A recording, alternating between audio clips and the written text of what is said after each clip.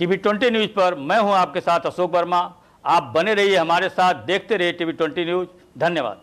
इस खबर के प्रायोजक हैं Purvanchal machinery agencies, Verma tower, Narauli, Tanishq के शोरूम के नीचे, आजमगढ़, जिसके प्रोपराइटर हैं अशोक कुमार वर्मा और मोबाइल नंबर है 94 15 20 77 28। आजमगढ़ के अतरौलिया से खबर है, जहां किशोरी के साथ दुष्कर्म करने वाले अभियुक्त को पुलिस ने गिरफ्तार किया है। 19 अप्रैल की बात है, जहां वादी द्वारा थाने पर आकर एक लिखित तहरीर दिया गया था, जिसमें कहा गया था कि नाबालिग पुत्री को 16 अप्रैल 2023 को खेत से कहीं चली गई है। लिखित तहरीर के आधार पर थाना स्थानीय पर मुकदमा पंजीकृत किया गया और पुलिस ने विवेचना शुरू की। विवेचना के क्रम में अभियुक्त की गिरफ्तारी हुई और बरामद पीड़िता के भी बरामद कर लिया गया। बयान पीड़िता व साक्ष्य संकलन के आधार पर मुकदमा में बढ़ोतरी की गई, पॉक्सो एक्ट की बढ़ोतरी की गई। वह अभियुक्त लवकुश कश्यप पुत्र शिव प्रसाद, उम्र 20 वर्ष, निवासी गणेशपुर पोस्ट खानपुर, मल्लो थाना, विश्वेश्वरगंज, जनपद बहराइच के नाम प्रकाश में है, जिसे पुलिस ने गिरफ्तार करने में सफलता हासिल की है। मंडलायुक्त मनीष चौहान द्वारा तथा डीआईजी अखिलेश कुमार ने शनिवार को तहसील लालगंज में आयोजित संपूर्ण समाधान दिवस का औचक निरीक्षण किया। इस दौरान दोनों अधिकारियों ने दूरदराज से आए 42 लोगों की समस्याओं को गंभीरतापूर्वक सुनकर मौके पर 5 मामलों का निस्तारण कराया तथा शेष प्रार्थना पत्रों को संबंधित अधिकारियों को समयबद्ध निस्तारण के निर्देश दिए के साथ ही स्थानांतरित किया। मौके पर आमजन द्वारा राजस्व विभाग से संबंधित 28, पुलिस से संबंधित 9, विकास से संबंधित 4 तथा लोक निर्माण विभाग से संबंधित 1 शिकायती प्रार्थना पत्र प्रस्तुत किए गए। इसमें से 5 निस्तारित हुए। निस्तारित सभी मामले राजस्व विभाग से संबंधित थे।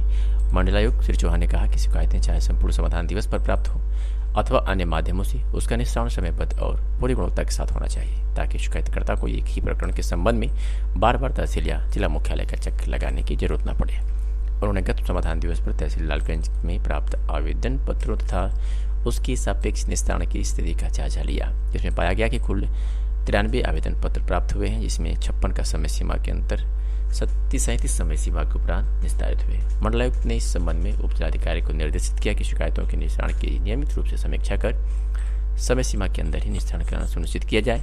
संपूर्ण समाधान दिवस पर खंड विकास अधिकारी अतरवा रमेश कुमार, खंड शिक्षा अधिकारी ठेकमा संतोष कुमार तिवारी तथा क्षेत्रीय वन अधिकारी लालगंज अरुण कुमार मौर्य अनुपस्थित पाए गए। मंडलायुक्त इस पर नाराजगी व्यक्त करते हुए उप जिलाधिकारी लालगंज को अनुपस्थित 3 अधिकारियों के विरुद्ध नियमानुसार कार्रवाई करने निर्देशित किया। भारतीय रिजर्व बैंक ने शुक्रवार को 2000 रुपये की नोटों का चलन से तत्काल प्रभाव से वापस लेने की घोषणा कर दी है। बैंक 23 मई 2023 से 20,000 रुपये की सीमा तक के नोट को एक्सचेंज करेंगे। 2000 के नोट चलन से बाहर होने की खबर के बाद लोगों के जहन में सवाल उठ रहे हैं कि आखिर साल 2016 की नोटबंदी की तरह इस फैसले से भारतीय अर्थव्यवस्था और शेयर मार्केट पर क्या असर पड़ेगा। हालांकि 2000 रुपये के नोट के चलन से बाहर होने को लेकर एक सवाल ये भी उठा है कि क्या इसका कोई असर अर्थव्यवस्था पर पड़ने वाला है, जबकि लोगों ने बताया कि अर्थव्यवस्था पर इसका कोई असर नहीं पड़ेगा। वैसे भी इन नोटों का उपयोग बड़े पैमाने पर लेन देन के लक्ष्यों के लिए उपयोग नहीं किया जा रहा है। बाजार के व्यापारियों को भरोसा है कि 2000 रुपये के नोट को वापस लेने से अर्थव्यवस्था और शेयर मार्केट पर कोई विशेष असर नहीं पड़ेगा। नगर के व्यापारियों ने बताया कि यह एक शानदार कदम है। अब ज़्यादातर यह नोट बैंकों के पास है और कुछ नोट ब्लैक मनी रखने वालों के पास हो सकते हैं। ब्लैक मनी रखने वाले लोगों को अब पूरी तरह से साइडलाइन कर दिया जाएगा। जनता या आम आदमी भी ऐसे लोगों को एक्सेप्ट करने में परहेज करेंगे। आइए सुनाते हैं कि स्थानीय बाजार के व्यापारी और युवाओं ने क्या कुछ कहा। अपना परिचय देते हुए बताओ कि जो आरबीआई का 2000 नोट वापसी का फैसला वो सही है कि गलत है? मैं अतरौलिया रवि कुमार अग्रहरी, व्यापार मंडल महासचिव। आरबीआई ने जो नोट बंद करने का फैसला लिया है वो सही है, क्योंकि मार्केट में 2000 के नोट आना बंद हो गए थे। क्या इस फैसले के पीछे काला धन पर काबू पाना है? हाँ, जो ये लोग ब्लॉक किए होंगे नोट, वो सामने आने लगेंगे। और क्या ये आम जनता को कितनी परेशानी सामना करना पड़ेगा, क्या है इसके बारे में? हाँ, हमें और आम जनता को परेशानी का सामना करना पड़ेगा और मार्केट में 2000 के नोट अब दिखने लगेंगे। भैया अपना परिचय देते हुए बताइए, जो आरबीआई का 2000 नोट वापस लेने का फैसला है वो क्या सही है? मैं प्रवीण कुमार, व्यापार मंडल उपाध्यक्ष अतरौलिया। जो आरबीआई ने निर्णय लिया है कि 2000 का नोट वापस लिया जाए, निश्चित तौर पर ये स्वागत योग्य फैसला है और अर्थव्यवस्था से जुड़ा मैटर है। क्योंकि ये जानते हैं कि जिस देश की करेंसी जितनी बड़ी होती है, उस देश की अर्थव्यवस्था उतनी कमज़ोर होती है। यही कारण है कि अमेरिका में $100 से ज़्यादा की करेंसी नहीं है। अगर आरबीआई ने ये फैसला लिया है कि 2000 का नोट वापस लेकर सिर्फ 500 का नोट ही, सबसे बड़ी करेंसी के रूप में 500 का नोट ही चलन में है, तो निश्चित तौर से आरबीआई के एक्सपर्टों की ये बड़ी सोच है और इस सीधा सीधा इसका असर अर्थव्यवस्था से है। क्या इस फैसले के पीछे काले धन पे काबू पाना की मंशा या कोई राजनीति? नहीं, हमें तो नहीं लगता कि इस फैसले पर आरबीआई की कोई राजनीति है। और रही बात काले धन की, तो हो सकता हो कि चूंकि नोट बड़े होने के कारण हवाला का और तमाम तरीके के पैसे डंप हो रहे हैं। अगर हमें नहीं लगता ये सीधे सीधे है कि ये अर्थव्यवस्था से जुड़ा है और निश्चित तौर पे ये देश की प्रगति में ये सार्थक होगा। क्या इसमें आम जनता को इसमें कोई बड़ी परेशानी होगी? नहीं, चूंकि आरबीआई ने नोट को चलन से बाहर नहीं किया है और 30 सितंबर तक का इसका समय दिया है चेंज करने का, और उसमें ये भी उन्होंने बता दिया है कि 20,000 का नोट वो तत्काल चेंज, एक साथ में तत्काल चेंज करवा सकते हैं और 30 सितंबर तक यह नोट बैंक में आप जमा कर दे। चूँकि समय लंबा है, हमें नहीं लगता कि इस निर्णय से आम आदमी को कोई दिक्कत या परेशानी होगी। अपना परिचय देते हुए बताइए कि आरबीआई का जो 2000 के नोट वापसी लेने का फैसला है वो सही है क्या गलत? मेरा नाम आनंद गुप्ता है, अतरौलिया बाजार से हूँ, व्यवसायी हूँ। 2000 का जो नोट है वो वापस लेने का सरकार का मेरे हिसाब से सही फैसला है, क्योंकि वो बिल्कुल डंप हो चुका था, देखने को नहीं मिल रहा था और इससे लग रहा था कि जैसे बड़े बड़े जो उद्योगपति हैं सब डंप करके रखे हुए थे। तो मेरे हिसाब से फैसला सही है कि 2000 का नोट वापस। क्या इसके पीछे काला धन का काबू पाने का या कोई राजनीति है? हाँ, मेरे हिसाब से तो बिल्कुल सही चीज़ है कि काला धन पे काबू पाने का ये बहुत सही डिसीजन है।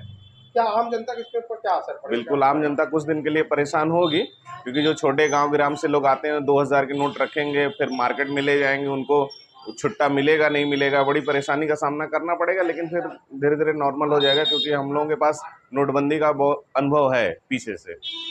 जी। आजमगढ़ की महाराजगंज पुलिस ने 28 मार्च 2022 को एक वादे के तहरीर पर किशोरी के साथ दुष्कर्म करने वाले अभियुक्त को गिरफ्तार किया है। बता दें कि 28 मार्च की बात है, 2022 सन था।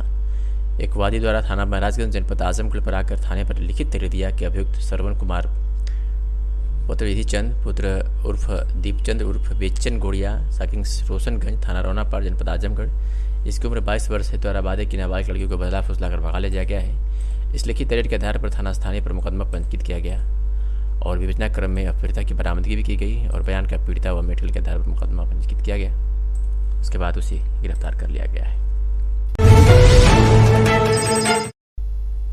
शासन के निर्देशानुसार हर पूरे प्रदेश में संपूर्ण समाधान तहसील दिवस मनाया जाता है।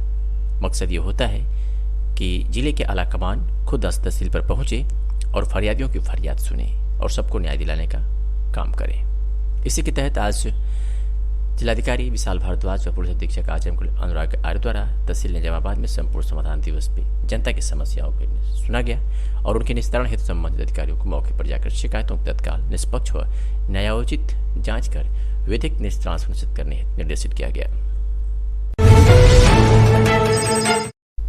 ये खबर दिल्ली से है, जहां पहली बार देश व दुनिया के अरबपतियों सिखाएंगे उद्यमियों को बिजनेस के गुण।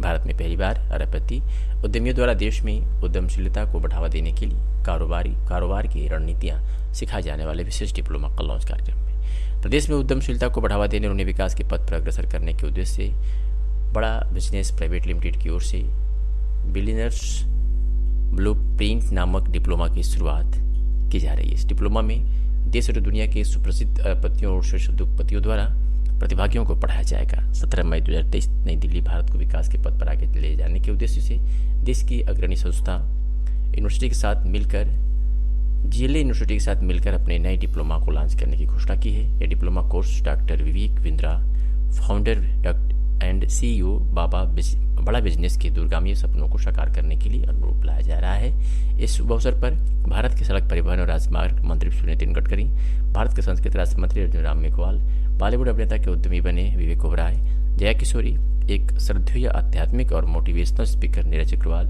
JLA विश्वविद्यालय के CEO एंड ट्रेजरर आदि विभिन्न क्षेत्रों के प्रतिष्ठित व्यक्तियों की खास मौजूदगी ने कार्यक्रम में 4 चांद लगाकर सुशोभित किया है। मुंबई में आज फिल्म द केरला स्टोरी की पूरी टीम ने एक प्रेस कॉन्फ्रेंस की, जिसमें फिल्म के प्रोड्यूसर विपुल शाह उन 25 लड़कियों को मीडिया के सामने लाए जो केरल से आई हैं और कन्वर्जन से पीड़ित रही हैं। मीडिया से बातचीत के दौरान विपुल ने कहा कि ये सिर्फ केरल की कहानी नहीं बल्कि पूरे भारत में चल रहा है।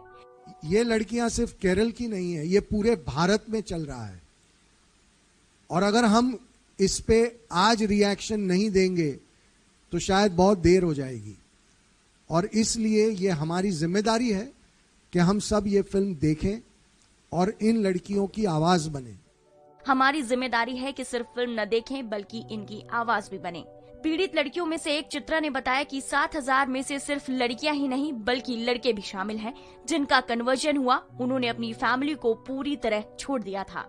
फिल्म के डायरेक्टर सुदीप्तो सेन ने कहा कि इस फिल्म का उद्देश्य किसी रिलीजन को ठेस पहुंचाना नहीं है। हर डायलॉग और सीन रियलिटी पर बेस्ड है। भारत के अलावा कई देशों में ये साजिश होती है। आतंकवाद इस्लाम धर्म को बदनाम करता है। सुदीप्तो ने कहा कि फिल्म के जरिए हमने बताया है कि इस्लाम का नाम कैसे मिसयूज किया जा रहा है। इसके अलावा 300 लड़कियों को आर्ग विद्या आश्रम में सुविधा दी जाएगी जिनका कन्वर्जन हुआ है। विपुल शाह ने इस आश्रम को 51 लाख रुपए दान किए थे। Bureau report, Dainik Bhaskar.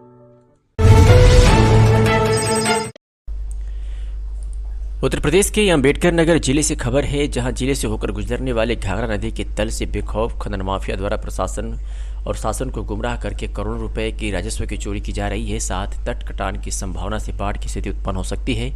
आरोप यह है कि बालू खनन माफिया द्वारा जो जनपद संत कबीर नगर के चपरा मरगी तहसील घनघटा घाघरा नदी तल में गाटा संख्या 3225 रकबा 30,362 में से मात्र 54,000 घन मीटर का बालू खनन के लिए अधिकृत किया गया है, लेकिन इसी को ढाल बनाकर उनके द्वारा जनपद अंबेडकर नगर के तहसील आलापुर स्थित घाघरा नदी तल क्षेत्र ग्राम मिसौरी नसीरपुर से मार्च माह 2023 में लगभग 6 लाख घन मीटर से अधिक, इसके मार्केट वैल्यू लगभग 12 करोड़ रुपए से अधिक की राजस्व कीमत आंकी जा रही है। इससे पूर्व में खनन माफिया अहमद पर जनपद का संत कबीर नगर के तत्कालीन जिलाधिकारी द्वारा 7 जून 2021 में अवैध बालू खनन मामले में मात्र 51,900 घन मीटर पर 2 करोड़ 81 लाख रुपए का जुर्माना किया गया है, जिसकी वसूली अभी देय है। उसके बाद भी खनन माफिया के हौसले इतने बुलंद है कि बेखौफ होकर अब जनपद अंबेडकर नगर में भी शासन प्रशासन की आंखों में धूल झोंक कर अपने काले कारनामे से खूब फल फूल रहा है। वही जिले में इस पूरे अवैध खनन मामले को लेकर स्थानीय लोगों में आक्रोश भी व्याप्त हो रहा है।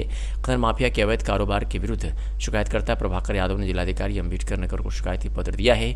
1 सप्ताह में यदि पैमाइश नहीं की जाएगी तो भारतीय किसान यूनियन धरना प्रदर्शन करने की चेतावनी दी है।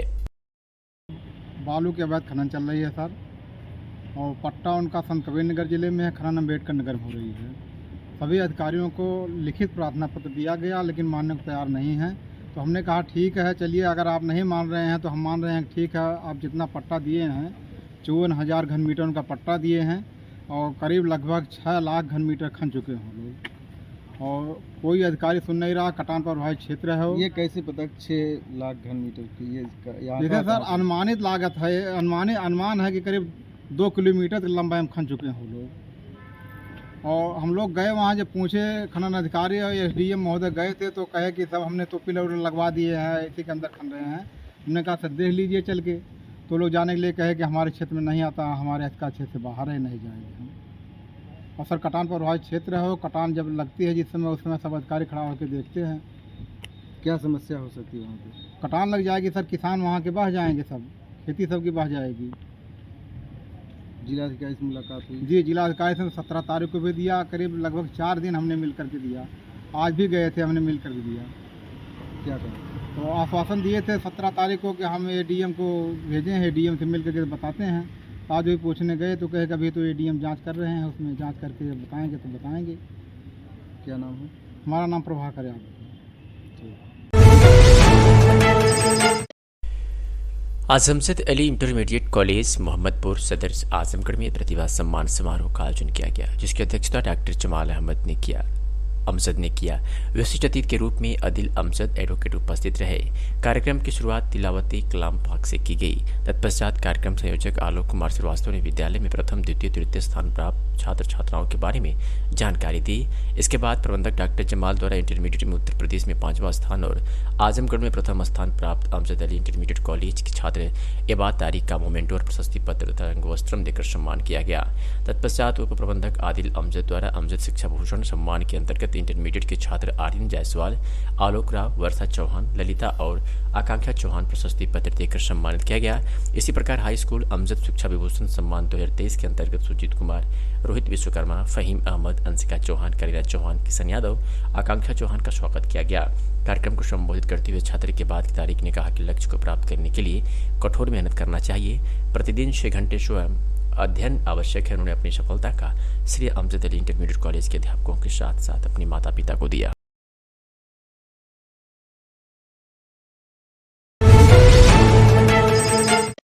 आजमगढ़ जनपद में पुलिस अधीक्षक अनुराग आर्य के निर्देश पर अपराधियों पर नियंत्रण चलाए जा रहे अभियान के तहत आज एक वायरल वीडियो पर पुलिस ने संज्ञान लिया है। बता दें कि एक वायरल वीडियो जिसमें दोनों हाथों में एक व्यक्ति अवैध तमंचा लेकर फायर कर रहा है, जिसका वीडियो सोशल मीडिया पर वायरल हो रहा है, उसकी गिरफ्तारी के संबंध में अपर पुलिस अधीक्षक नगर शैलेंद्र लाल ने जानकारी दी है। सुनिए। सोशल मीडिया पे एक वीडियो वायरल हुआ है जिसमें एक व्यक्ति अपने दोनों हाथों में तमंचा लेके फायरिंग करता हुआ नजर आ रहा है। इस प्रकरण की जांच इंस्पेक्टर अरोड़ा को सौंपी गई है। इसकी जांच रिपोर्ट आने पर और आइडेंटिफाई करने पर कि व्यक्ति कौन है और कहां का है, इसके विरुद्ध मुकदमा पंजीकृत कर वैधानिक कार्रवाई की जाएगी। और एक खबर आपको आजमगढ़ के थाना कंदरापुर क्षेत्र से दिखा रहे हैं, जहां पति द्वारा पत्नी पर लाठी से हमला किया गया था और इस मामले में पत्नी की मौत हो गई थी। मामले में पुलिस अधीक्षक नगर शैलेंद्र ने जानकारी दी है। क्या कुछ कहा है, सुनिए। कल रात्रि लगभग 10 बजे ग्राम नामदारपुर थाना कंदरापुर में पति पत्नी के बीच में विवाद हुआ। पति नशे की स्थिति में था।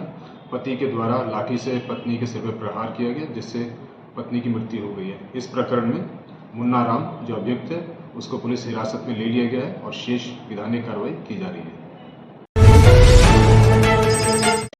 और एक खबर आजमगढ़ के बिलरियागंज थाना क्षेत्र से है, जहां शादी का झांसा देकर उत्पीड़न करने वाले एक युवक के खिलाफ पुलिस ने कार्रवाई की है। बता दें कि आजमगढ़ में थाना बिलरियागंज क्षेत्र में एक पीड़िता है जिसका आरोप है कि शादी का झांसा देकर उसका उत्पीड़न किया गया। इसकी गिरफ्तारी के संबंध में अपर पुलिस अधीक्षक नगर शैलेंद्र लाल ने जानकारी दी है। सुनिए।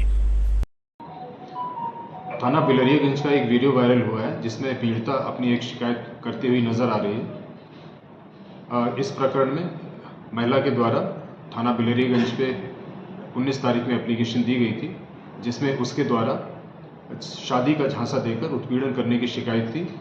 इस एप्लीकेशन पर मुकदमा अपराध संख्या 183/23 धारा 376, 504, 506 कायम किया गया।